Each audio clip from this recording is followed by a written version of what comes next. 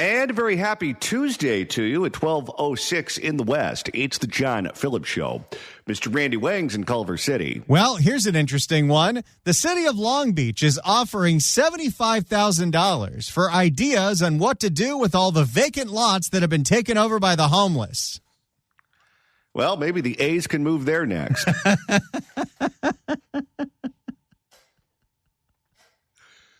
Or how about making a tennis center for the homeless? Since we know the homeless HOAs in Koreatown have the tennis courts, maybe they've developed a taste for it.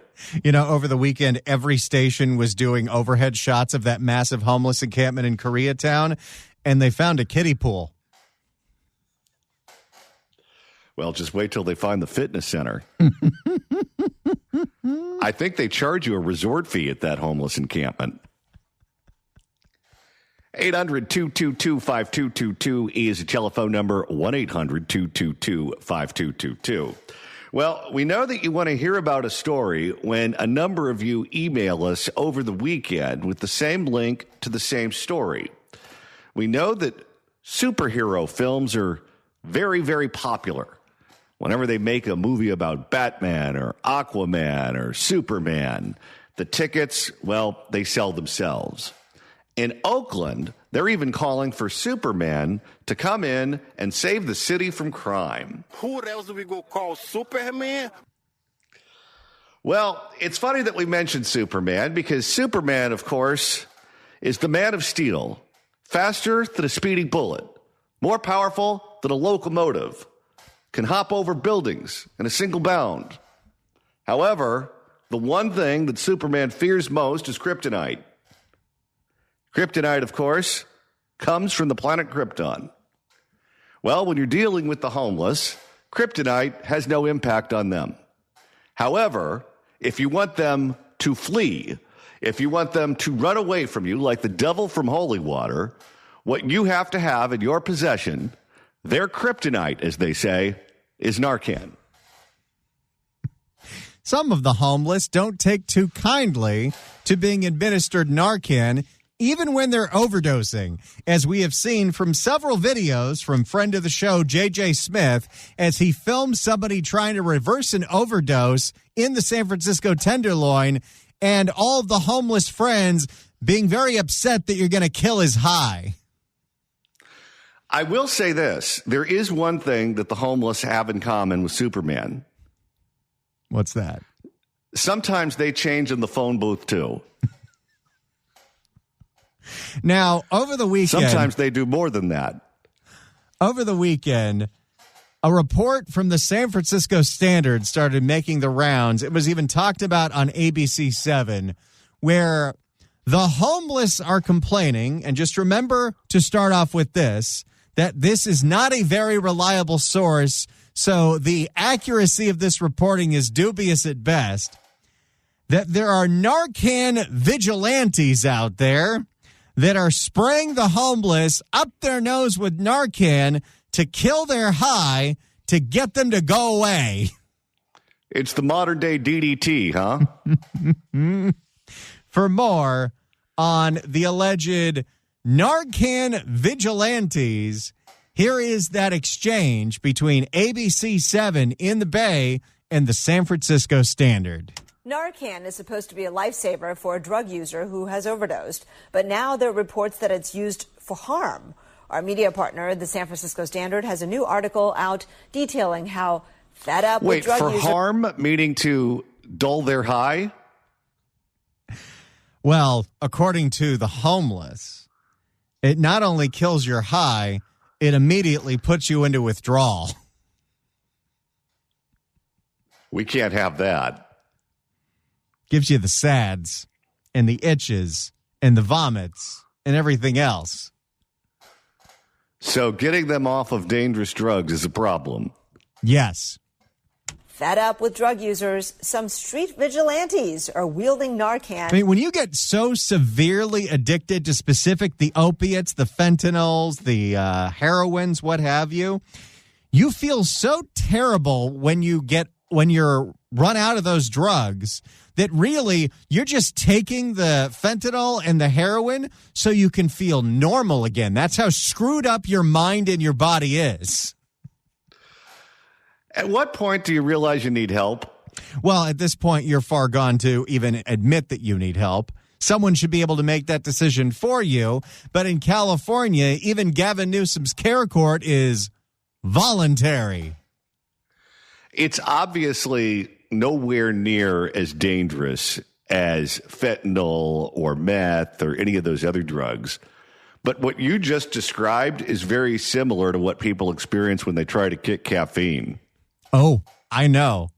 When I stopped drinking caffeine just to see if I could, the first 2 days, I was so foggy, I was so irritable, I was a mess. And then when all of that was out of my system, I had more energy in the morning than I've ever had before, and I haven't had caffeine in 2 years. Maybe the Mormons are on to something. Fed up with drug users, some street vigilantes are wielding Narcan like a weapon. Joining us live now to explain, SF Standard reporter David Shosted. David, thanks for joining us. Thanks for having me. I guess we should back it up a little bit. Explain what Narcan is and what it's designed for. Mm-hmm. Narcan is the brand of naloxone, which is a drug that is used to reverse overdoses. It's a drug that California now manufactures, thanks to Gavin Newsom. Isn't that something that Barbara Ferrer wants in every library? It's what Barbara Ferrer wants in every library. No, thank you. It's what the Assembly wants in every bar and restaurant. Everyone should be carrying Narcan, according to the public health officials. Well, if they have to carry the Narcan, what if that means there's no room for tampons in the men's room? Yeah. It works by negating the effect of opioids on the brain. There's actually vending machines now on college campuses. Free Narcan, all you want. Right next to the Twix bars.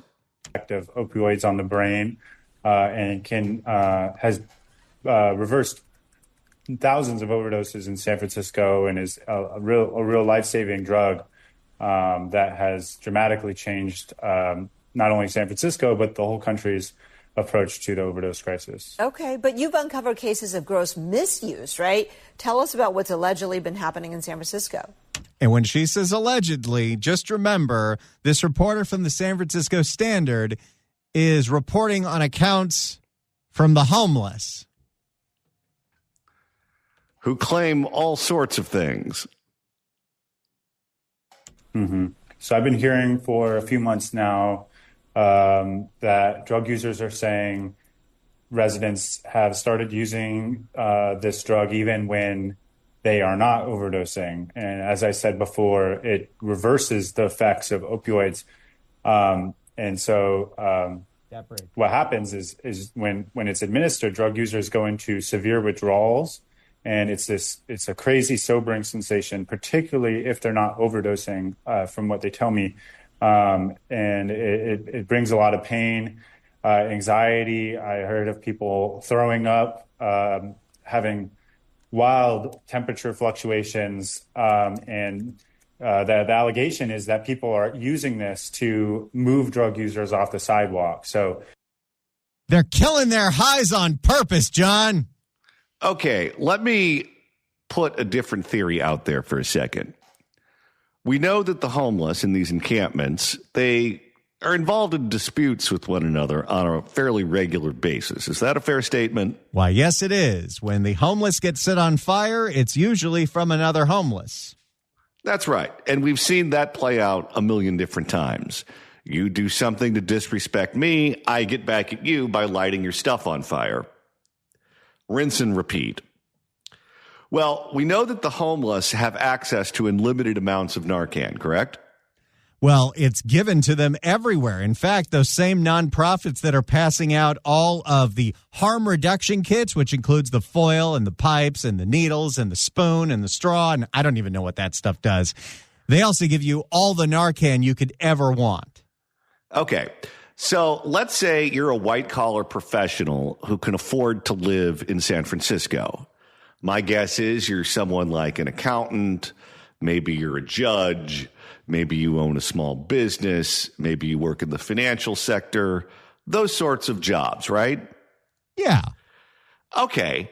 how much daily access to Narcan do you think someone like that is going to have? Probably pretty minimal, correct? Unless they've got a problem that we don't know about, it would be rare, except for some of the homeless advocates that think that everyone should carry Narcan just in case your friend overdoses. Okay, but most people don't. So you have one population of people that has unlimited access to Narcan, one population of people that has essentially no access to Narcan, and the assumption that they're running with is that it's the judges and it's the businessmen and it's the accountants that are surreptitiously obtaining Narcan so they can spray it in the noses of homeless people at night as they sleep. Yes, to kill their high and get them off their stoop. Okay, and not, let's say, another homeless person in the encampment who feels that you stole my drugs and you got your high through illicit means, and therefore I'm going to get back at you because those drugs belong to me. Well, there's definitely that. A couple of instances I heard was that somebody was sleeping in UN Plaza and they basically felt somebody putting this plastic nozzle up their nose, and then they woke up to crazy withdrawals, and the person was telling them that they couldn't sleep in the plaza. And the allegation is that this wasn't somebody who thought they were overdosing. This was somebody that wanted them to move. Right. Any police? Don't get high here. I'll take your high away.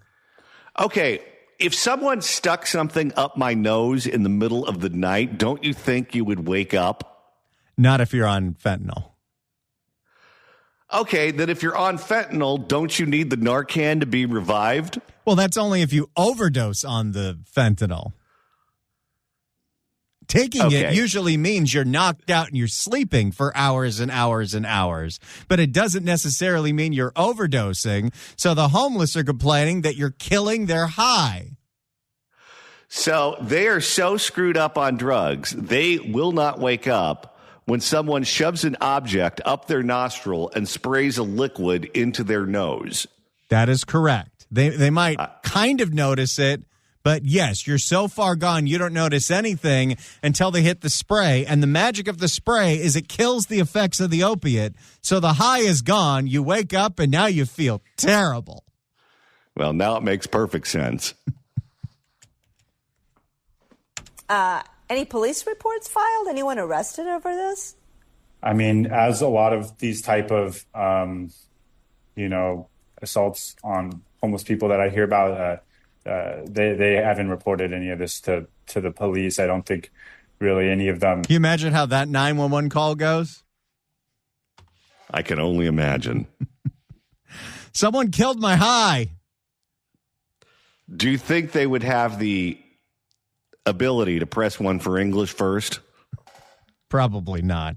Also, I'm not entirely convinced that what's happening here isn't what we saw in that J.J. Smith video, where all the homeless got so mad because somebody was overdosing and somebody tried to reverse it and save his life. And the homeless don't like that because you're killing the buzz. I would be willing to lay money down that it's either that or it's other homeless people who believe that the drugs belong to them. You don't think this is somebody that works in downtown in one of those high rises and walks around. If he sees any homeless passed out on a stoop, he shoves this thing up their nose and says, "Get out of here." No, because people who live with constant harassment from the homeless don't want more interactions with them. They want less. That is true. Really, any of them even thought to do that, honestly. It was first mentioned to me in passing when I was working on a different story. And then I remembered it because somebody actually posted an Instagram video showing them threatening to do this to somebody who clearly wasn't overdosing. And it restarted my reporting process on this story. Got it. I'm going to take away your buzz.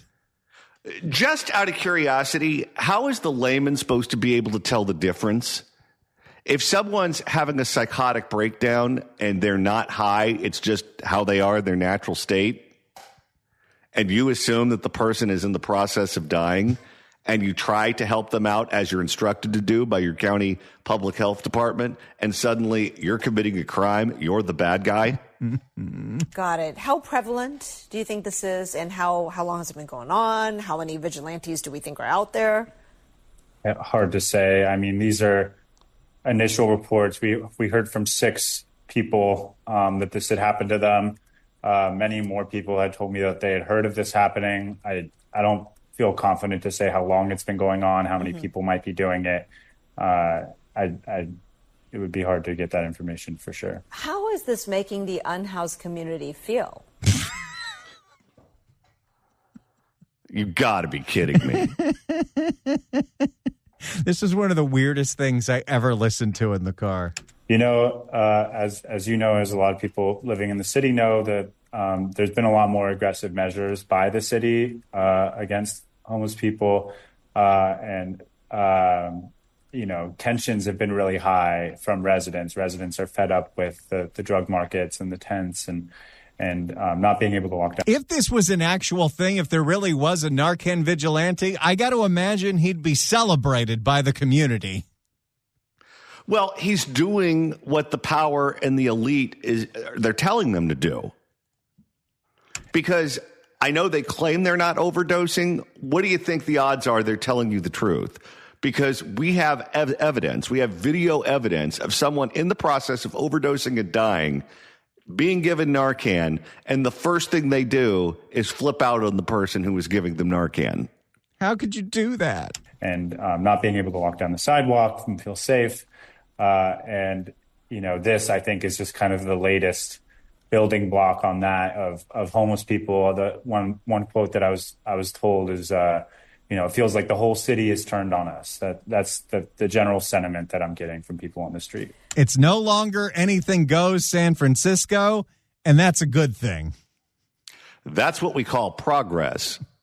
I mean, this seems to suggest something about the tensions in the city between the unhoused and other individuals. I mean, again, like we said, we don't know how many cases or individuals are out there, but it reveals something. Yeah, definitely. And I think even if the video I mentioned, a lot of the commenters, people responding to that video were positive and saying, you know, this is the new way to get people to move off the street. And so,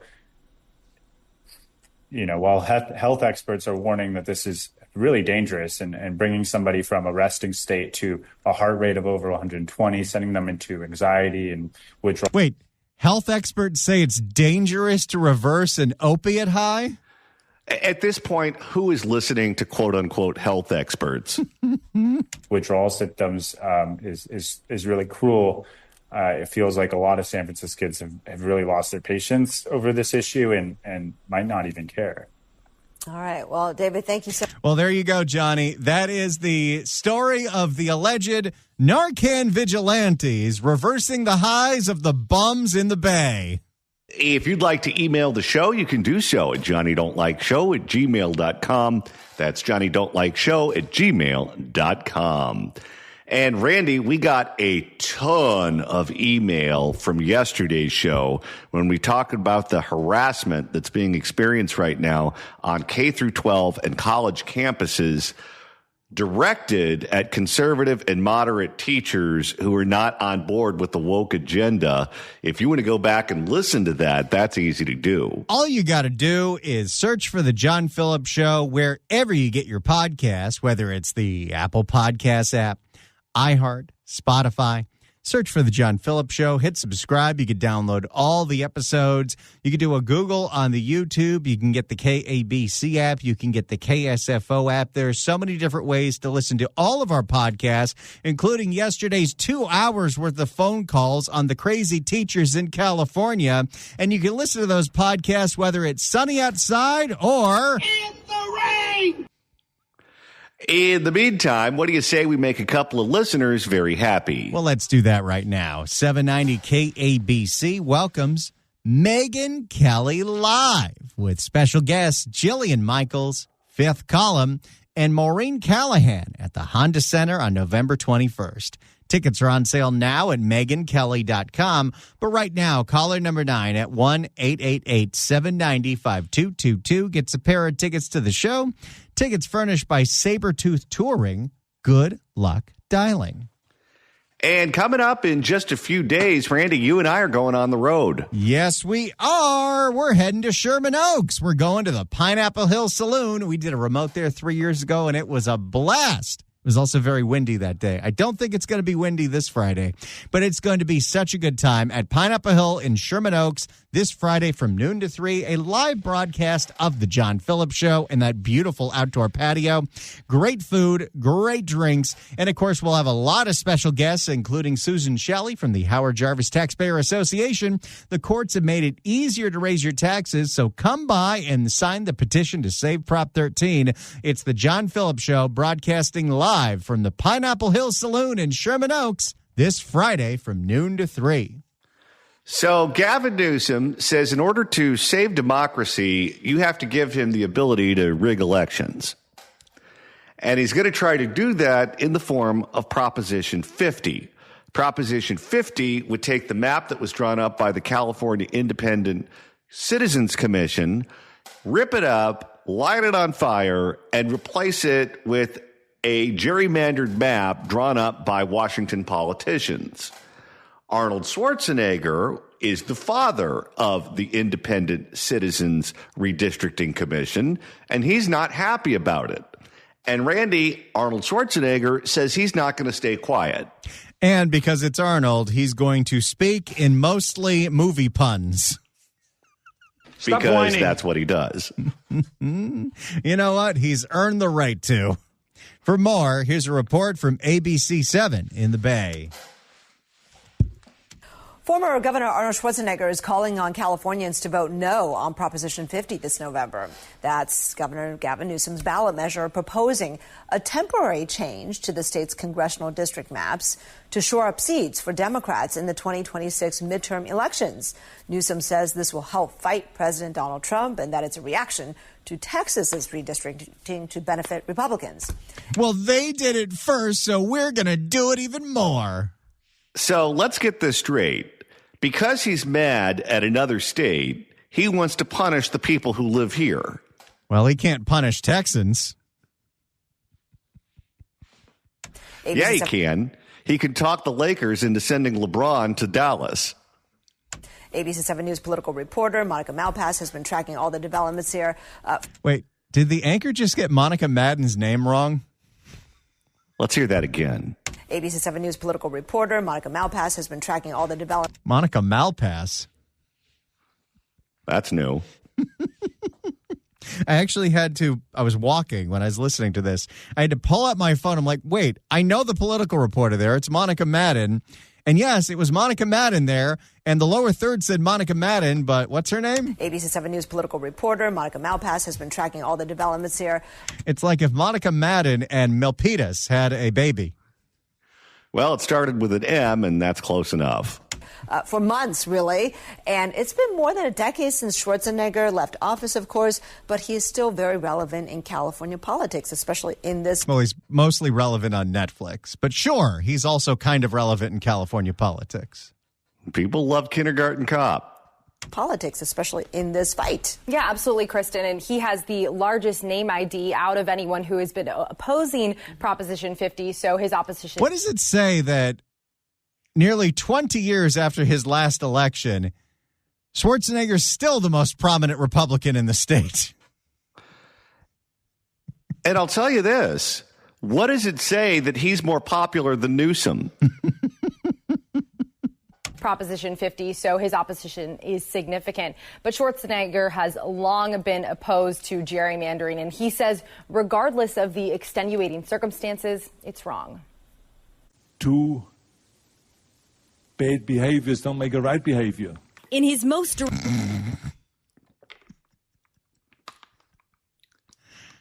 Sometimes it's just surreal to remember that guy was a governor. I'll tell you, every time I hear him speak, I think he's reciting dialogue from Kindergarten Cop. Stop whining. In his most direct opposition to date. We always terminate them. Of course. Why are you quoting that one and not Last Action Hero? You ever see that Variety interview where he interviews his son, Patrick, the one that was on the White Lotus?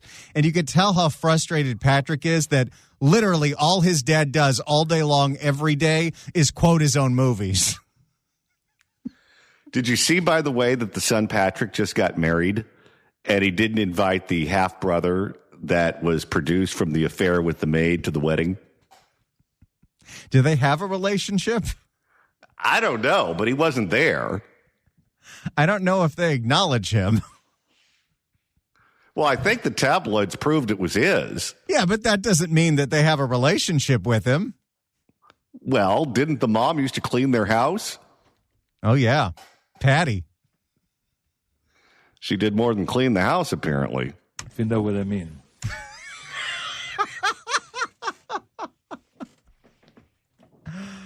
We know what you mean, Arnold. If you know what I mean.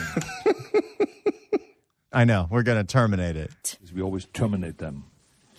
If you know what I mean. We knew what you meant. I wonder if he ever knew Shang. Former Governor Arnold Schwarzenegger is urging Californians to rebuke Governor Gavin Newsom's November redistricting ballot measure. This is why it is important for you to vote no on Proposition 50. Speaking at a Monday USC fireside chat celebrating democracy, Schwarzenegger reminded the audience why he initially advocated for the state's creation of a citizen-led independent redistricting commission. The distance between the left and the right was so far that they couldn't come together and negotiate. So I realized... Wait, has that gotten any better? No. Well, now what happened is you eliminated all the Republicans and the Democrats have control over everything, so they don't have to listen to the Republicans, so I guess there's less fighting up there. But wait, that's with the independent commission. Yeah, and they would have rig it more. So I realized that what the problem was the way the district lines were drawn. Last month, I asked Governor Newsom about his talks with the governor. Have you spoken to the former governor as he tries to become the gerrymandering terminator? Boy, even she's doing it. It spreads like wildfire, something Gavin Newsom knows all about. Gerrymandering terminator. I met with him for an hour and a half last week, went down and visited him at his home. We had a fantastic conversation. Did he point out that pothole that Karen Bass wouldn't let him fill? Oh, he got in trouble for that. And we share many of the same values. We certainly share many of the same concerns about the current occupant in the White House. In a statement to ABC 7 News, a spokesperson for Newsom's Yes on 50 campaign says a yes vote is, quote, California's best chance of blocking Trump's unprecedented redistricting power grab. It's unclear if Schwarzenegger will be actively joining forces with existing opposition campaigns. Threatens what voters built. Right now, billionaire Charles Munger Jr. is the primary finance. That's all the ad that Charlie gets for free. Arnold claims that he wants to debate Newsom on Prop 50 up and down the state, and Newsom says he won't debate Arnold, but he's willing to meet with him in private. He was trying to get him on his side. Maybe he was trying to get an autograph. Who knows? Right now, billionaire Charles Munger Jr. is the primary financier for the No on Prop 50 efforts hitting the airwaves. Well, both sides are... You can just hear with that 1 second snippet of that No on 50 ad that they're using the cliched violins. Oh, they can't help themselves. It's almost like the majority of political consultants are hacks. Well, and that's what happens. There is a small handful of people that you have to go to hire to fight a ballot initiative. And what they do is they use these cookie cutter ads with cookie cutter music in all of the battles they're involved in. Well, both sides are going to push the fairness argument. ABC 7 News insider Phil Matier says it might not be a party line issue for all voters. What we have instead is Democrats even questioning, okay, is this the right way to go? So that's why they're trying to inject Trump as much as possible, because they don't want Democrats or anyone thinking about the rightness and the wrongness of this issue. Forget the morality. We're going all the way into tribalism on this one. Well, but you're going into tribalism in a way that may not be smart. If you're a Democrat and the goal is to win as many seats as possible in the House, and Texas is moving to redraw their lines, if California jumps in too, what you're going to do is you're going to ensure the fact that Missouri's going to do it, Ohio's going to do it, Florida's going to do it, Indiana's going to do it, Other states are going to do it, and then you're going to end up losing more seats than you otherwise would have if you didn't bother to put Prop 50 on the ballot. They want them to be thinking about what it means if it doesn't pass.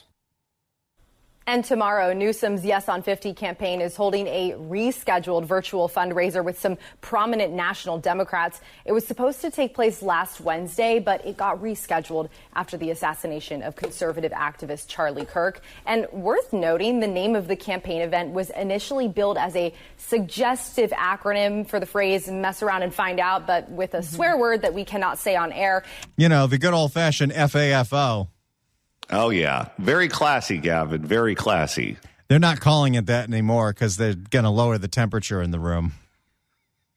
And Newsom's yeah, I'm sure that'll last a long time. And Newsom's campaign did not say if the name change of this event was directly related to what happened on Wednesday, but there was a lot of criticism of the phrase of that word. So very interesting. I mean, the climate feels very different right now. Absolutely.